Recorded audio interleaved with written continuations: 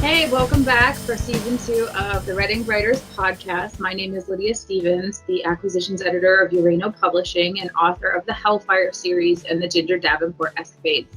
Thanks for coming back to join us. And my name is Sandy Butchers, author and illustrator of the Singularian Grimoire anthologies, and I'm glad you made it back to us as we kick off the second season with fireworks. The War of the Words has officially begun. REDink is proud to be an official sponsor of ReDhive, the non-profit writing community providing free, inclusive events, programs, and resources for writers of all backgrounds. If you're looking for a sprawling group of authors of any level who are ready to help you through every step of the journey, go to redhive.org or go to their Discord channel, to which you can find the link below in the description.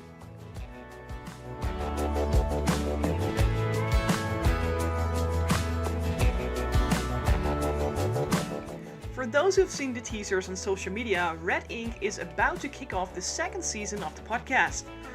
Starting with the War of the Words, we are about to take a deep dive into stylistic writing, as well as host more guest authors and hopefully talk to some agents and editors to talk about the process of making a book. So to make sure you don't miss any of the brand new episodes, make sure to hit that like and subscribe button down below, and also don't forget that bell button so you'll get a notification as soon as we upload new content. Also, if you can find the hidden coffee cup somewhere in this video, be sure to comment the timestamp down below to win a free ebook.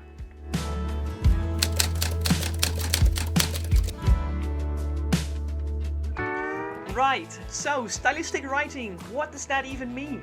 I mean ellipses, I mean single sentenced or even single worded paragraphs, and of course the all-out infamous M-. There's been a trend developing over the last couple of years, and the trend is writers have started to use all kinds of manners to emphasize a certain way their words should be read. Is it always grammatically correct? Absolutely not. Does it serve the original purpose of letting people read parts in a certain way? Absolutely yes. Some people love it, other people hate it. Lydia, it's about time to choose your side. Okay, I'm gonna just have to say I'm coming down on the side of a little bit of traditionalism here, in that yes, it is a stylistic choice that authors are using these punctuation marks to emphasize words in a certain way. But I think that it can definitely be overdone.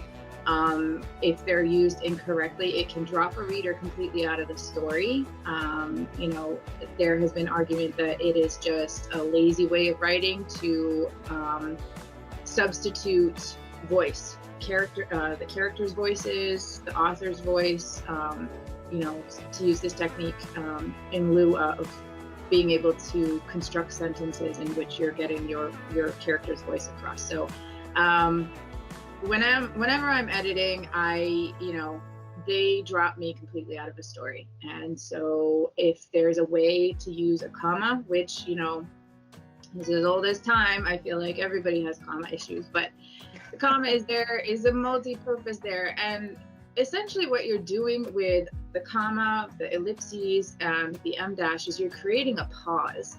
So you have to kind of decide and pick and choose, what kind of a pause do you want to create? Do you want this big dramatic, okay, so now we're back at, because what that's going to do for a reader is they're going to go, okay, spit it out. And in natural conversation with people pause when they're speaking, yes, but they continue their sentence. So you really have to think of the natural and organic way a conversation occurs. People might change the subject that they're talking about. And if that's the case, then it is appropriate to use maybe an M-, because then you're changing the content.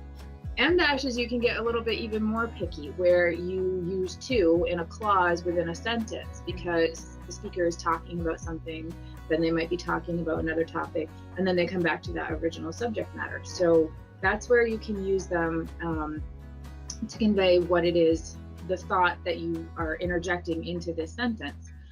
And it also creates that pause. And then, do you think that this whole thing is being influenced by, let's say, movies or TV shows? Because what I noticed, and I am definitely on the other side of this camp, because I use M-dashes a lot, and I know I overuse them, and it's okay, and it's a work in progress. But for me, the idea is to create voice by allowing someone to build up a sort of suspense in what they're saying. Like you just said it, like people are trying to pull the words from their mouths. Like, what are you, why are you pausing all the time? But it could also be the way someone speaks. Like a couple of weeks ago, I showed you one of the pre-interviews for Sandman, like the Neil Gaiman story. And this guy they cast as Dream, he speaks almost like, like this. And he has these very dramatic pauses. And I can already see in your face, like, okay, come on, bring it. And I'm like, okay, but this guy is super mysterious. So when I have a character, let's just say my character is inspired by Dream in this case, and he starts speaking like that, for me, that would work as a voice, as long as he is the only person actually doing that. So, like, I don't know, I think they are connected, but I wonder, I don't know, I don't even know what I'm wondering, but I know, I see something there. I'm just gonna, I did watch that intro for the Sandman, and yes, he does have a very dramatic sort of speech pattern. But again, when I was listening to it, I still felt like a lot of the things that he was saying could be, if you were to look at them on the written screen, on the written page, can be denoted with commas. You also have to consider, is he mysterious because of how often he pauses, or because of the things that he says? And he places emphasis on those things that he says, not through punctuation, but just the tone and intonation of his voice. So as a writer, we really have to think about, conveying that voice on the page, and not just, can we create that effect with punctuation, or the things that these people are saying, these characters are saying in that instance, in that situation, are they relevant enough for the reader to maybe take pause? And then, obviously that is where the punctuation comes in, with the reader hearing these characters in their head, and they're thinking, okay, this is noteworthy. This is, creating this mysterious aura behind this person. This is, something I really need to stop and think about.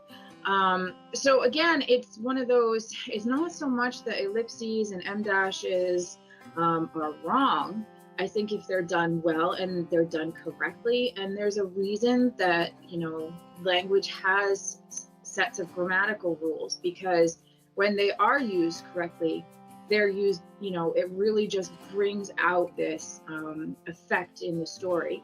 And the thing that I would have to argue with the most is, I'm just seeing a lot of overusage of them. So people, when they trail off from a sentence, and then it's the, ellipses at the end of a sentence, but I'm seeing it all the time. And as a reader coming into that and reading that, I sit there and I think, could you just finish a complete sentence?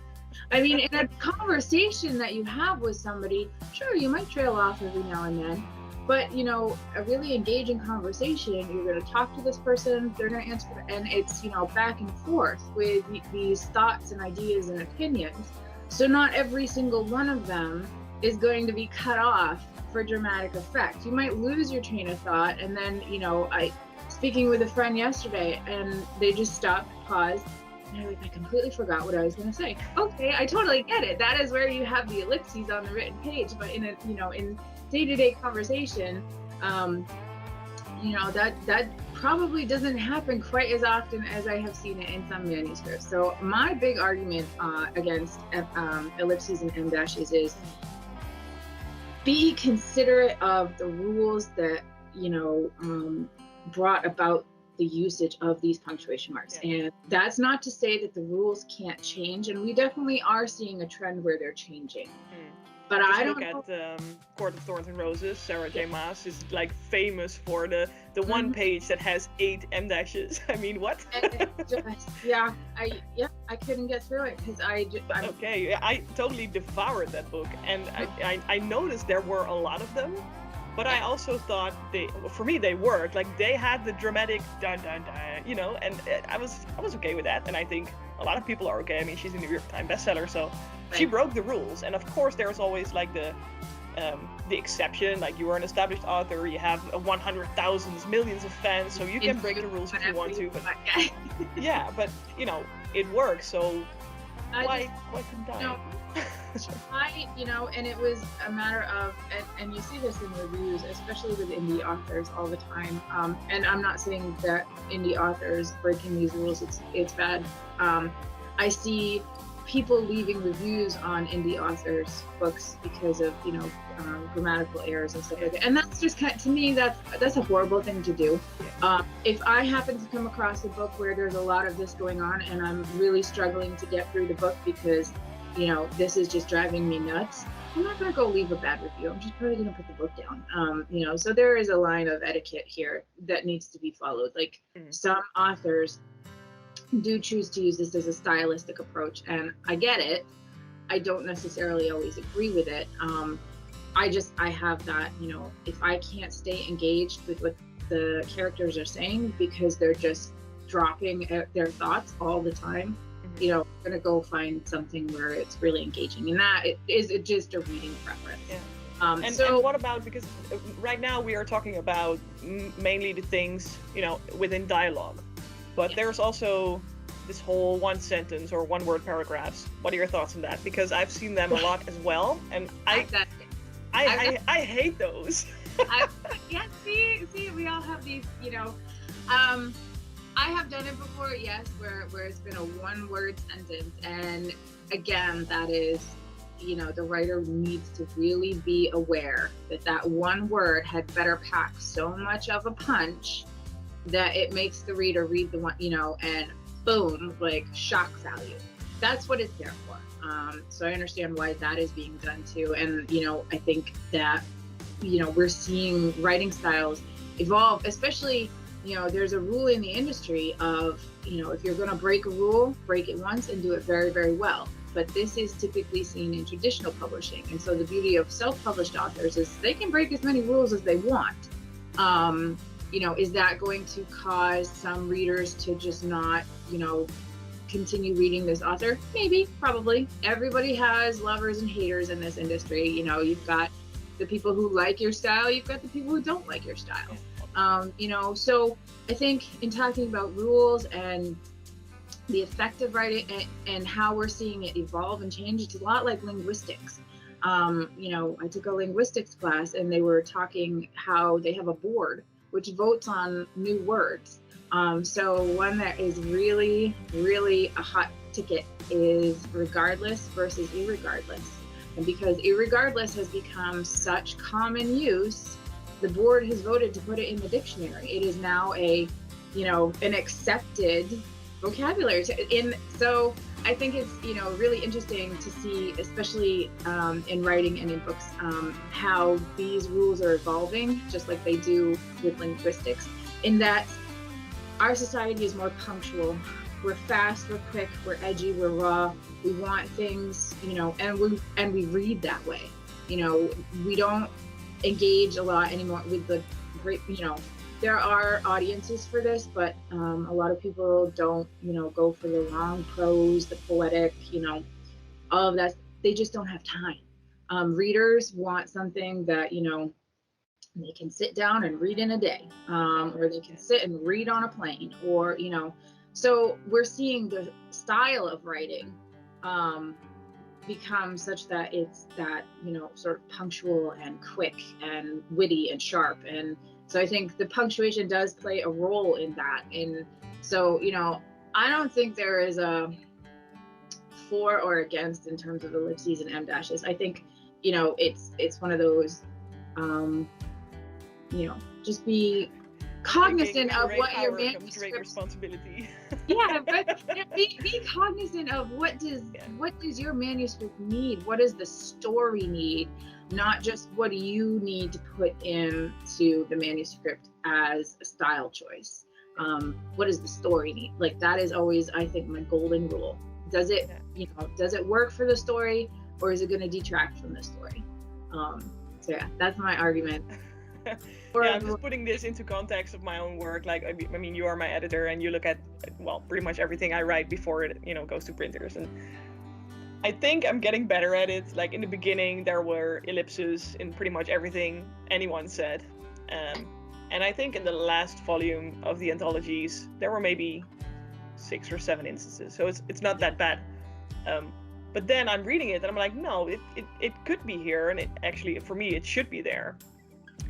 But I mean, I see your argument, but I also, I don't know, I guess I'm just the person who loves dramatic pauses, or at least I know a couple of my characters are that way. So it's like you said, there is a sort of choice you have to make of being a responsible user of stylistic writing. I think, to kind of add to what you just said, you have a couple of characters who do that, and that's fine. But what I tend to see when I'm editing is that the author then brings this this character voice throughout all of their characters. So you start seeing all of the characters. Yeah. And so then you don't have distinctive character voices. You have the author's voice being pushed into the whole I mean, that's what I said at the beginning. Like when I mentioned Dream, he is the only character who talks that way, so he stands out in the way that he speaks. So if one person does it, like if one character does it, it's okay-ish, I guess. For me, it would be okay. But if everyone says, like, if it bleeds into your other characters, I definitely am on your side, because that doesn't work. Yeah.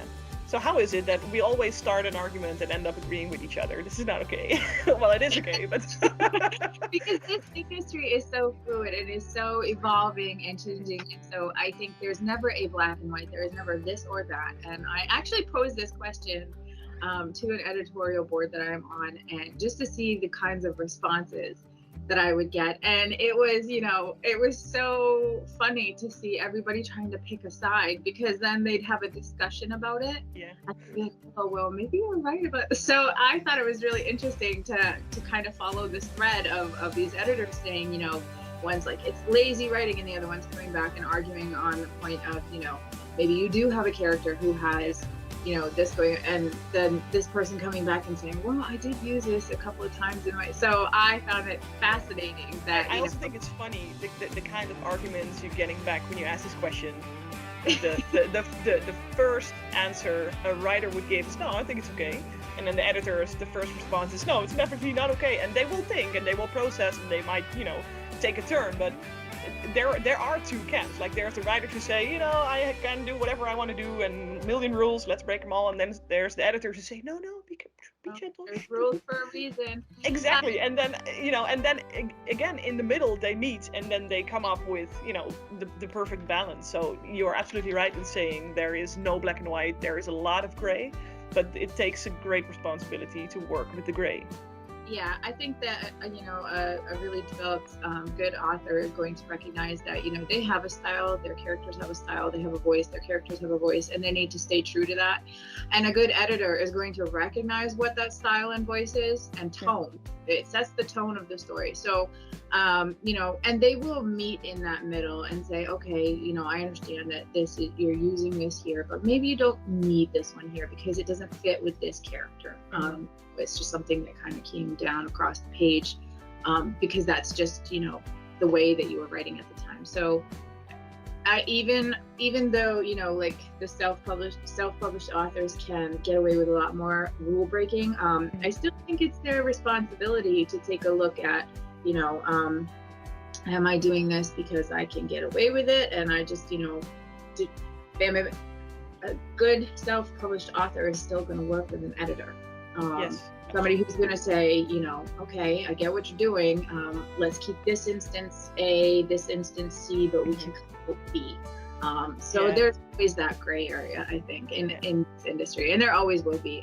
I just find it so funny that, when you pose the question to people, it's a one or the other, and then they think about it. Yeah, their initial response is to pick a side, and then they that's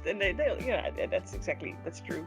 And speaking of working with editors, I think that's another entire episode of its own. So, just a little shout out. Be sure to subscribe to the channel if you don't want to miss the episode about working with an editor, guys. All right.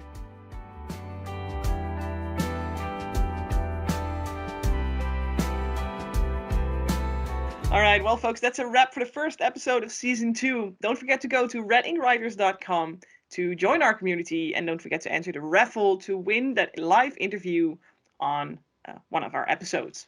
Until that time, remember, you've got this, even if you don't know what the fuck you're doing.